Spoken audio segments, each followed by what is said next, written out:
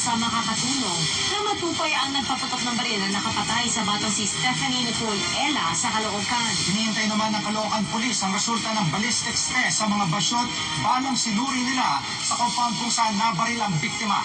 Nakatutok si Jam Sisante. Isang araw matapos ilibing ang 7 taong gulang na si Stephanie Elia, inanunsyo ng Malakas National arestado sa isang exclusive subdivision sa Parañaque matapos makuhanan ng 5 milyong pisong halaga ng shabu.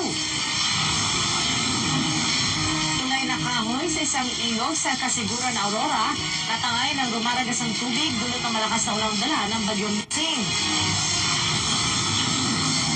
At makisaya sa parada at sayawan sa Cebu, bahagi po yan ng Sinulog Festival 2030. Tutok po dito sa 24 oras. Susunod.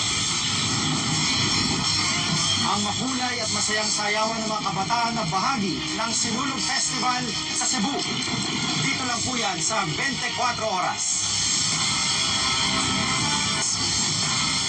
At yan po ang mga balita aming tinutukas sa nakalipas na 24 oras. Maraming salamat po sa iyong pagtitiwala.